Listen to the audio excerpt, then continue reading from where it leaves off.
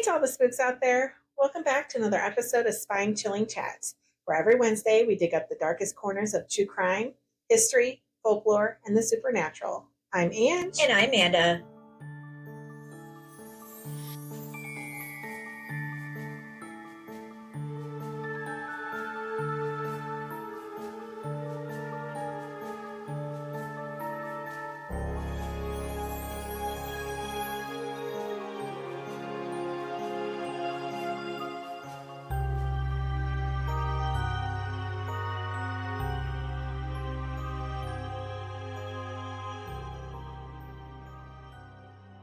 And today is a new state. Yep. When it comes to true crime, California has a reputation like no other. So we'll have tons of stories to choose from as we cover California this month. From the 1970s through the 1980s, the state became infamous for some of the most chilling serial killers in history. There's a lot. We're talking about Richard Ramirez, the Night Stalker, who terrorized Los Angeles with his home invasions, the Hillside Stranglers, who preyed on young women, and of course, the Golden State Killer, whose crimes spanned decades before DNA finally revealed his identity. California in those years felt like a breeding ground for monsters, and Los Angeles especially seemed to be crawling with danger at every turn. It was a time when fear lingered in neighborhoods and headlines about brutal murders became disturbingly common. And that's true. There's tons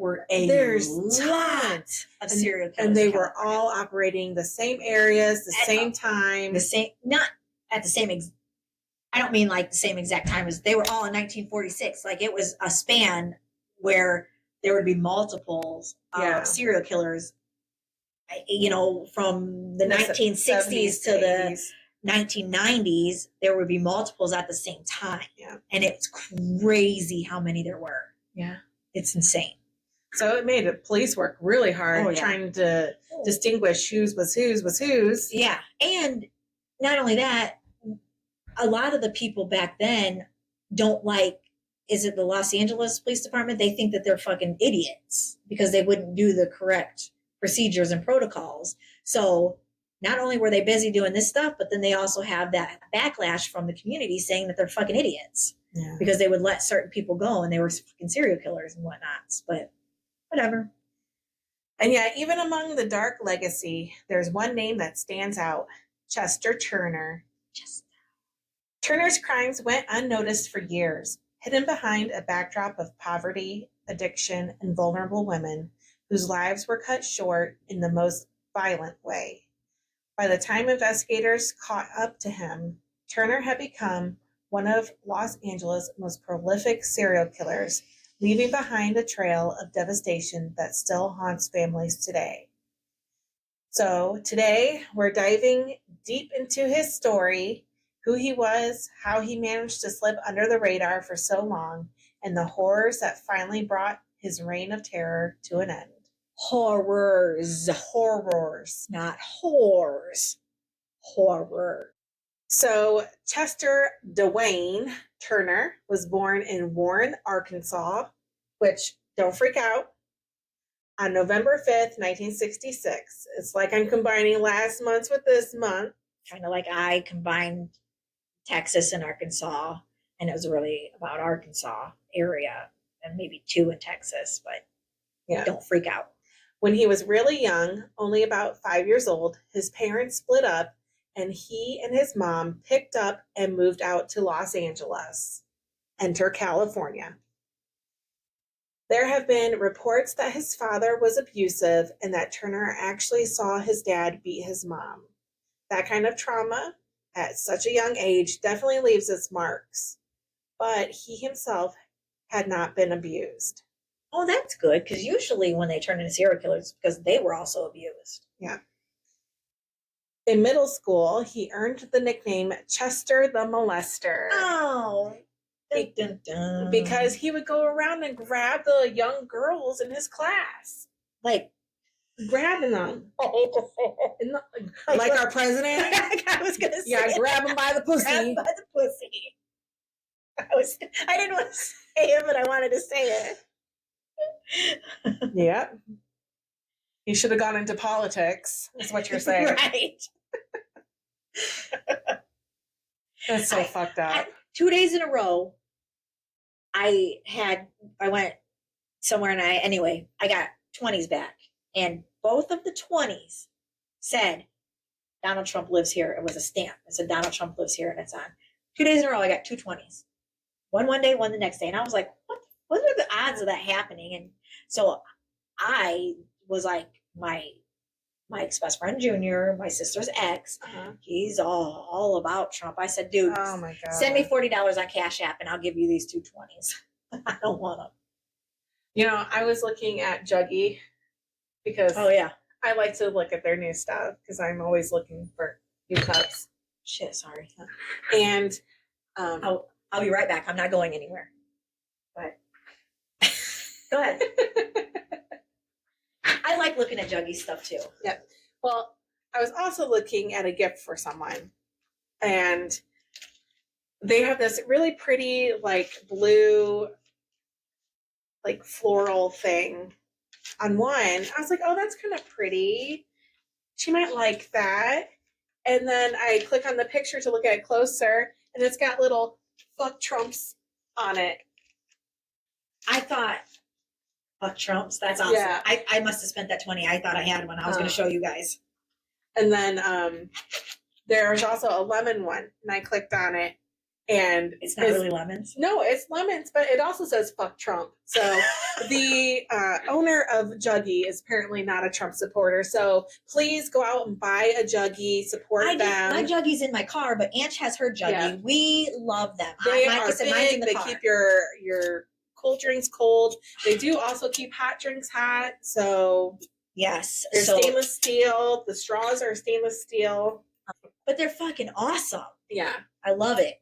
And they have a lot that are on sale, so they're not that expensive. No. Because, I think ours were like $25 on sale. Yeah, and you can they're normally like $44, $45-ish. I was going to say, because you can get the Stanley ones for like $40 and $50, but you can get those on sale, and they're super fucking cute. And actually, I was just looking, because my mom doesn't listen to this, so I saw a Friends one that I might get her. Oh. Because she used to love Friends, and that was on sale for $15. Yeah. So go check out Juggy. Good product, good price, super fucking cute. And they have morals. Yes. So you can't beat that. Yeah. And sorry if we just lost some listeners because we're not Trump supporters, but whatever. It is what it is.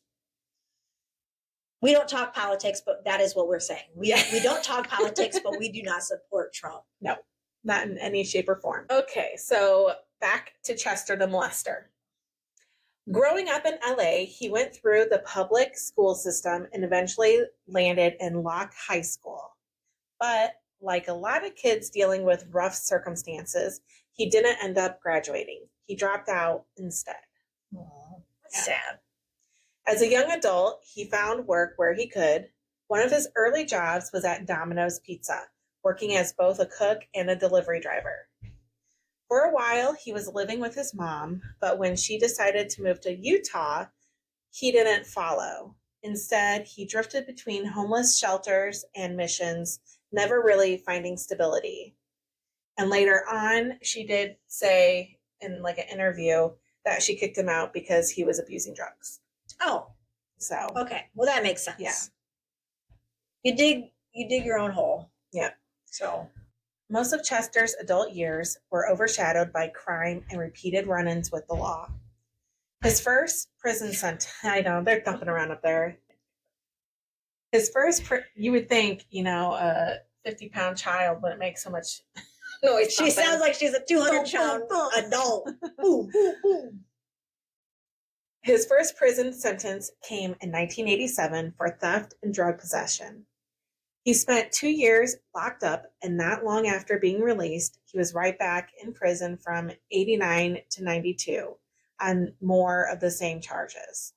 Then again, he was incarcerated from 93 to 95. It was a revolving door of arrest, prison time, and then ending up in trouble all over again. Chester's first known murder victim was Diane Johnson, just 21 years old. On March 9th, 1987, her body was discovered by two motorists who who happened to be passing through a construction zone west of Harbor. Diane had been raped, strangled, stripped of her clothing. It was brutal, and it marked the beginning of Chester's series of killings. So trigger warning for rape and murder. Yeah, because I didn't give a trigger warning last episode, and I am so sorry. I'll put it in the show notes, so hopefully they read those beforehand. A few months later, in June of the same year, he struck again. This time, the victim was 33-year-old Alondra Joyce Bunn. Alondra. Her body was found lying nude in a pile of trash, discovered not by police, but by an 11-year-old boy named Alvin McThomas. Imagine how traumatizing that must have been for a child to stumble across. A naked lady dead in the trash. Right, and that brings me back to when they were searching for the dead body with the Boy Scouts. With the Boy Scouts, yeah. Like, that's traumatizing. So if it's traumatizing to this child, why would you even think, not that they know, but why would you even think about taking a child out to look for a dead fucking body? Or not a dead body, a missing person who could potentially be dead. Yeah. It'll make no sense. The autopsy painted a violent picture. Her eyes were battered and bloody. There were cuts and abrasions on her head and neck, and heavy bruising across her torso. The level of violence showed just how dangerous he was becoming. On October 29th, 1987, another life was stolen. 26-year-old Annette Ernest, originally from Louisiana, was found partially nude and strangled along the shoulder of a road. What makes her story even more heartbreaking is the connection. Annette's mother, Mildred White, was friends with Jerry Johnson triplet. Jerry's daughter, Andrea, would later become one of Chester's victims as well. Two friends both lost their daughters. So not only did these murders devastate individual families, but in some cases, they tore through circles of people who knew one another. Interestingly, no confirmed murders were linked to Chester in 1988. That doesn't mean they didn't happen. But by January of 1989, the killings resumed. The partially nude body of 31-year-old Anita Fishman was discovered in an alley off Figueroa. I say Figueroa. But I don't know if that's how you say it. I just want to say Figaro. Figaro. Street. Lying outside a garage. Anita's family described her as upbeat and happy, though she was struggling with addiction. Her sister Suzanne had been trying to support her through it, but tragically that wasn't enough to protect her from him. Because he was abusing drugs as well, right? At this time. Okay. Later that year, on September 23rd, 1989, another woman's life was cut short. This time was 27-year-old Regina Nadine Washington. Like some of the others, her body was found in a garage off Figueroa Street, partially nude and strangled. What made this crime even more devastating was that Regina was 6 months pregnant. The baby, referred to in court records as Baby Washington, also died as a result of the strangulation. Mm-hmm. Both deaths were ruled homicide. The term South Side Slayer first appeared in the media during the 1980s and 1990s, when authorities believed a single serial killer was responsible for a string of murders in South Los Angeles. But as DNA technology advanced, investigators uncovered a chilling truth. It wasn't just one killer. Multiple predators were hunting in the same area during the same time period, and the nickname South Side Slayer became an umbrella term for all of them. Try to say that fast. Yeah. Among those later linked to the South Side Slayer murders were Chester Turner, Lonnie Franklin Jr., the Grim Sleeper, who Amanda covered. He was responsible for at least 10 murders from 1985 to 2007, earning his nickname because of a long break in his crimes.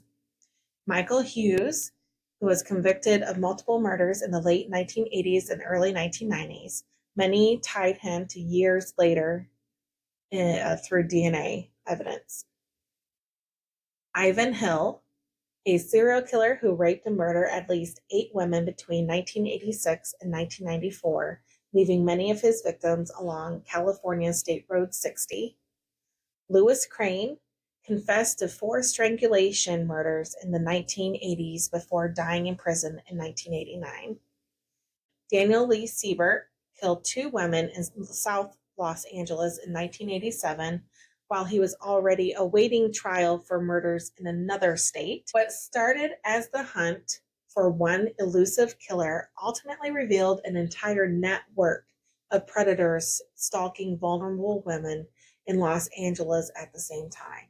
We're back to Chester now. Yeah. In 1992, he started a relationship with Felicia Collier.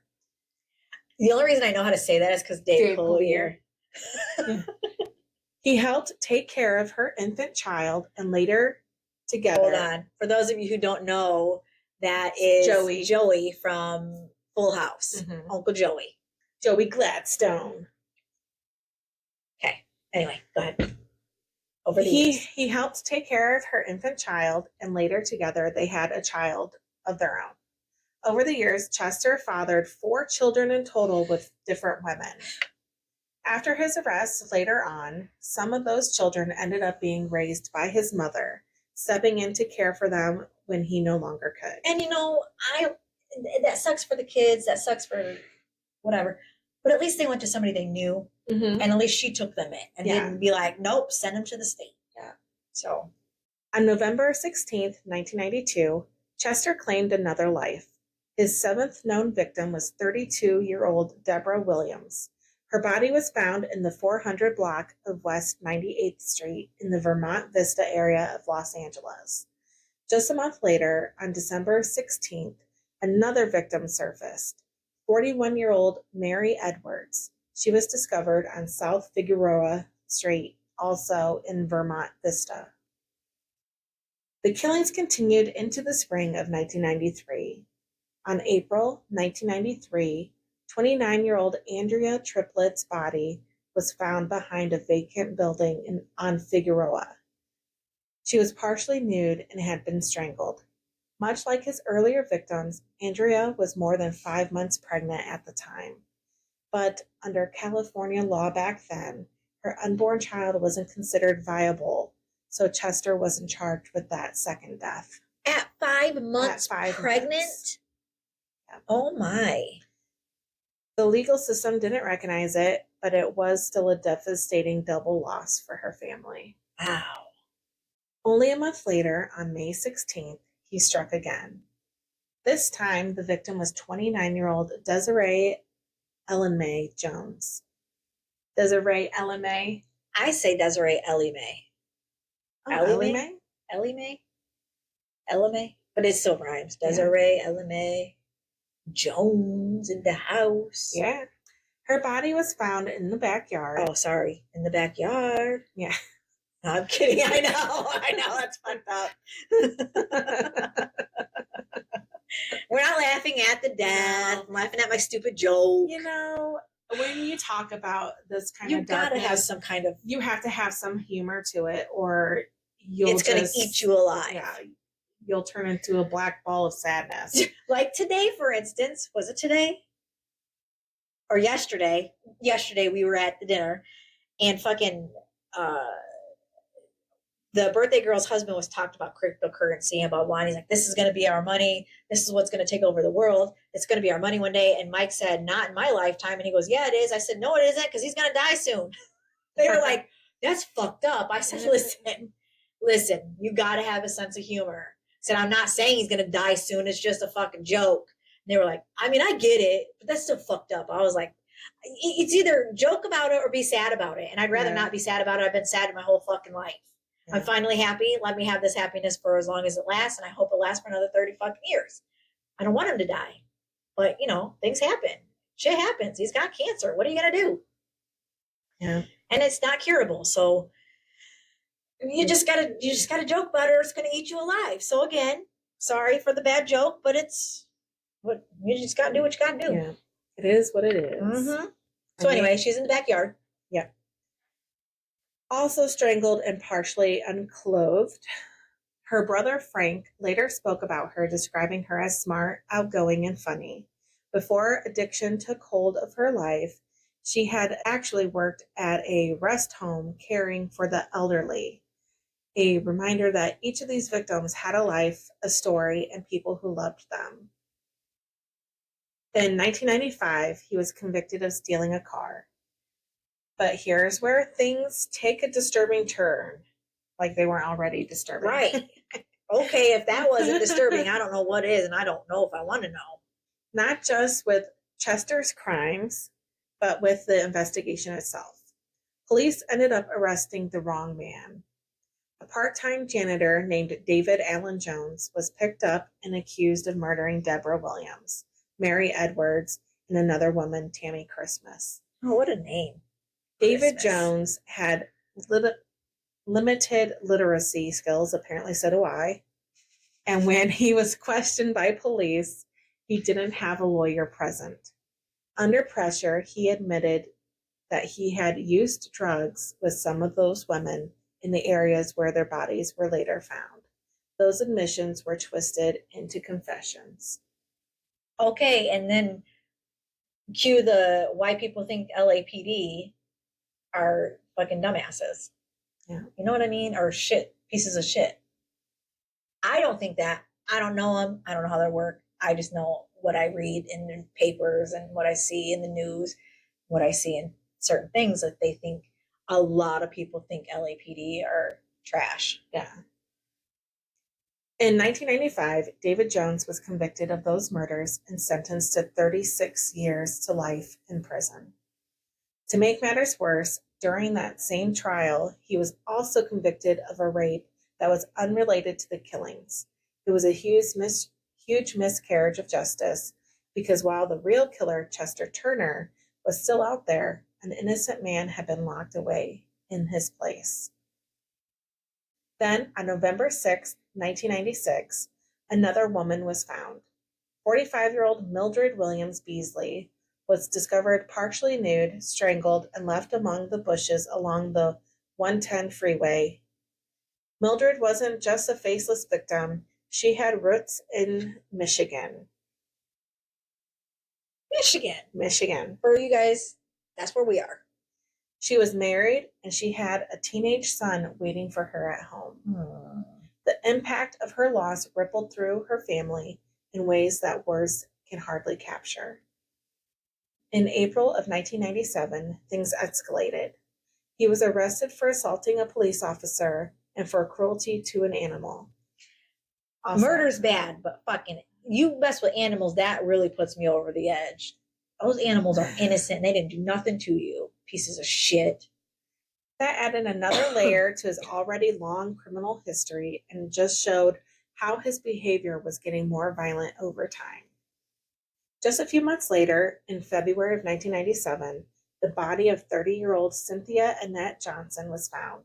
She too had been strangled, her life cut short in the Green Meadows neighborhood of South Los Angeles.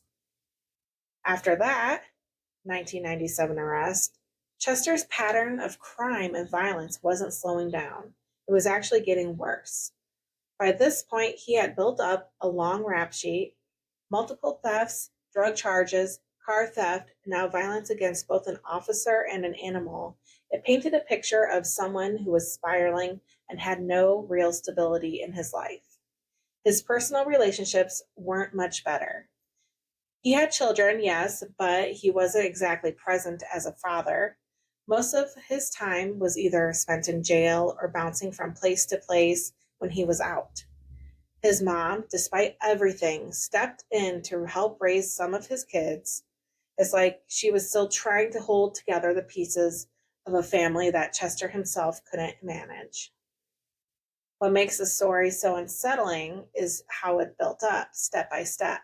It wasn't like he just suddenly committed one shocking act out of nowhere. Instead, it was years of crime, abuse, and escalating behavior. Each time he got out of prison, instead of turning things around, he seemed to dive deeper into worse decisions. And this is the backdrop to who Chester became later, the man at the center of some truly disturbing crimes that early life of instability, trauma, and violence really set the stage for what was coming. Chester's crimes continued into the following year. On February 3rd, 1998, 38-year-old Paula Donnell Vance, any relation? Maybe. was killed. Her body was discovered inside the Olympia tool business in Azusa, and this case was especially chilling because parts of her murder were actually caught on security cameras. Ooh. Because we're getting 98, like Yes. we're starting to get a little techie here. Yep. 5 cameras picked up footage of the scene, and in several frames you can see the killer, but only as a dark shadow, never in full detail. There was even one camera that could have captured his face, but it shifted away just moments before he came into view. Like it was on a scanning type setting. Paula's story is especially tragic, as they all are. She struggled with mental illness and lived in a transient lifestyle, making her even more vulnerable. Because that's who he prayed after. Yep. Then came April 6th, 1998, the day of Chester's final known murder. His victim was 39-year-old Brenda Bryce. She was found strangled inside a portable toilet near Little Tokyo. What makes this case even more chilling is just how close he was to the crime scene. Brenda's body was discovered only 50 yards away from the hotel where he himself was staying at the time. Ooh. So, coincidence? I think not. By early 2002, Turner was working as a security guard at a homeless shelter in downtown Los Angeles. That same March, he attacked 47-year-old Maria Martinez. He first approached her casually, asking to borrow a cigarette lighter, but things escalated quickly. He grabbed her by the neck, dragged her off, and raped her for nearly 2 hours. 2 hours. Who can last that long, or who can go for 2 hours? Like, wouldn't you be raw? You would think. Oh, not the girl. She's getting raped. Of course, she's raw because she's getting raped. But I meant the dude. Like, how is it even arousing? Because he's sick. Fuck. During the assault, he threatened to kill her if she ever went to the police. Maria survived and bravely came forward. Later that year, Chester pled no contest to the rape charge and was sentenced to 8 years in prison. He was sent to Sierra Conservation Center. As part of his sentence, Chester was required to provide a DNA sample to California's Combined DNA Index System, or CODIS. That sample ended up cracking the case wide open.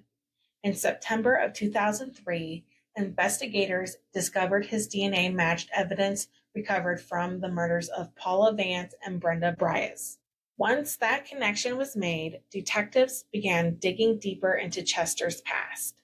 By October 2004, DNA had linked him to 10 more unsolved murders of women. Good. On December 22nd, 2004, Chester was arraigned on 10 murder charges. He pleaded not guilty. But there was another layer to this investigation, one that revealed a serious miscarriage of justice. Detectives revisited old cases and realized that another man, David Allen Jones, had been wrongfully convicted years earlier. Jones had been found guilty in the 1992 murders of Tammy Christmas, Deborah Williams, and Mary Edwards. Now, DNA proved at least 2 of those women, Williams and Edwards, were actually victims of Chester's. Back in 1995, David Jones had been convicted largely based on coerced statements he gave police and other circumstantial evidence. DNA testing wasn't as advanced back then, so it was never properly applied to his case. Once detectives had Chester's DNA profile, they pushed the LAPD crime lab to re-examine the evidence with modern testing. While they couldn't retest everything, What they did uncover confirmed that Jones had been wrongfully imprisoned. David Jones had also been convicted of an unrelated rape and had already served that sentence by the time this came to light. In 2004, after 11 years behind bars for murders he didn't commit, he was finally released. He later sued the city of Los Angeles and was awarded $720,000 in compensation. I say he could have got more, but good for him. Yeah. Although it's still not, he might have actually done that rape because it said he was convicted of an all unrelated rape and served that sentence. Yeah. So he's still not, a peach here. No, but being wrongly convicted of murder, yeah, that's something different. Meanwhile, Chester was finally facing justice. On May 10th, 2007, he was convicted of 11 murders. Just 2 months later, on July 10th, he was sentenced to death. But the case didn't stop there. In February 2011, prosecutors charged him with 4 more murders, those of Cynthia Johnson, Alondra Bunn, Mary Edwards, and Deborah Williams, after DNA confirmed the connection to them as well. On June 19th, 2014, Chester was convicted of those killings, and on June 26th, he received a second death sentence. This mug is not getting out. No. The legal process dragged on, as it usually does with death penalty cases. In September of 2020, the California Supreme Court heard his automatic appeal. A couple of months later, in November, they threw out one part of his conviction, the charge tied to the death of Andrea Triplett's unborn baby. At the time of her murder, the law didn't consider the fetus viable, so that conviction couldn't stand. But the court upheld the rest of his convictions and his death sentences for the other 14 victims. As Turner's trial moved into the penalty phase, the courtrooms shifted focus from the victims to the killer himself. After hearing from the mothers of 6 of Turner's victims, it was now another mother's turn to speak, this time his own. "Are you the mother of Chester Turner?" the attorney asked. "Yes, I am," replied Audrey Turner. Her voice was quiet, and throughout nearly an hour of testimony, she seemed confused, almost overwhelmed by the weight of it all. I imagine so. Yeah. I mean, she obviously knew he had issues. Right. But even when the kids have issues, you think, oh, my perfect little baby boy could never do anything like that. Well, I'm sure no mother wants to think their son is, right, capable of rape and murdering of 14, 15 women. Like, that would be hard for anybody to swallow. Yeah. She had been called to the stand in the last effort to spare her son's life. As jurors considered whether he should be executed for the murders of 10 women in South Los Angeles during the 1980s and 90s, he had also been convicted of an 11th count, the death of an unborn child carried out by his victims. But Audrey Turner didn't provide jurors with any clear answers about her son's behavior. Her responses to the defense attorney's questions were short, often just 1 or 2 words. When asked outside the courtroom why she believed the jury should spare Chester's life, she gave only a simple answer: because he's innocent. And she's delusional. Clearly. For anyone hoping her testimony would shed light on what drove Chester Turner to rape, strangle, and kill, they left disappointed.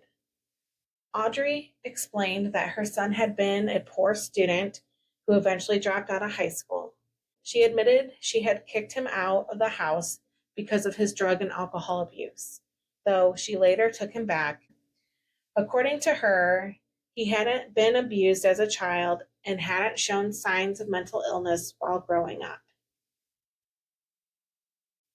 Chester's younger brother, Anthony Vick, also took the stand. He described Chester in a very different light, remembering him as just like a dad, when he was growing up in South Central Los Angeles. Anthony even recalled a day when he had skipped school only for Chester to track him down and tell him to go back to class, warning him not to be like him. So he was hoping his brother would not drop out of school.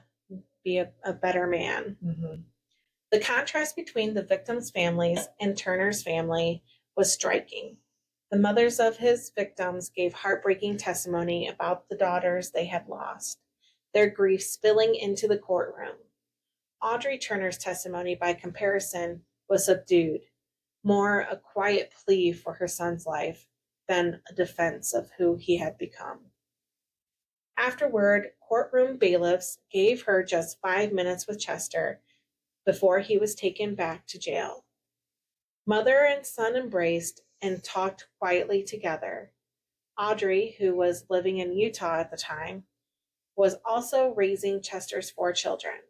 It was the first time the two had been face to face in 10 years. Wow. For the prosecution, though, this wasn't about sympathy. Deputy District Attorney Bobby Grace described Turner as a savage predator, someone fixated on violence, dominance, and control, and who found sexual satisfaction in the suffering of others. If sentenced to death, Grace reminded the jury Chester would join hundreds of others on California's death row. At the time, he would have been the 665th inmate awaiting execution. Ooh, too bad he wasn't 666. Fucking piece of shit. I wonder who that was. We should look that up. Yet in the last 30 years, only 13 prisoners in California had actually been put to death, while a dozen others had taken their own lives. The jury was left to weigh the testimony of a grieving mother who still saw her son as innocent against the haunting words of the mothers whose daughters had been brutally taken from them. But ultimately, the jury still sentenced him to death in the end. In 2019, California Governor Gavin Newsom imposed a moratorium on the death penalty. While Chester is still sentenced to death, no executions are being carried out in the state.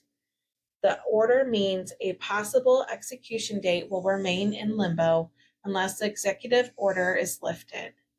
Today, Chester Turner remains on death row at San Quentin State Prison, officially recognized as one of Los Angeles' most prolific serial killers. Chester the Molester. Chester the fucking molester. That's it. That's all she wrote. He is just like the other ones, a piece of fucking shit. That's a lot of people. And to kill the fucking babies and then one of them not be recognized as a fucking baby, it pisses me off. I mean, I appreciate that he didn't physically kill the babies. Right. They just died because the mother died. So he didn't directly kill them. In a fucked up way, he's less a monster to me because of that. Like if he had, cut them out and killed them, that would have been I can't even imagine that. Right. But still, all those deaths. That's it. That's it. So if you have any stories like this one, or true crime in general, any glitches in the Matrix, any Bigfoot sightings, we want to know how big his foot is. Let us know. Give us the update. You can send those in to our email address, which is spinechillingchatspodcast@gmail.com. Or you can send them in to our website. We have a link there, which is www.spine-chillingchatspodcast.com. On there's also links to past episodes. There's a link to our merch store where you can get some Bigfoot, alien, ghosties, true crime, booze and blooms merch. It's all there. There's cups, there's shirts, there's Koozies. zip up hoodies, there's cutting boards, there's air fresheners, there's anything you can imagine. It's on there. Yes. So check it out, buy it up. Yep. You can also find us on TikTok, Facebook, Instagram. And if you're listening to us on one of our many podcast platforms, you can also check this out as video on YouTube. And see our beautiful, smiling, sometimes looking disgusted faces. We may look disgusted, but never disgusting. So check us out there. Dude, Chester the Molester is episode 69. I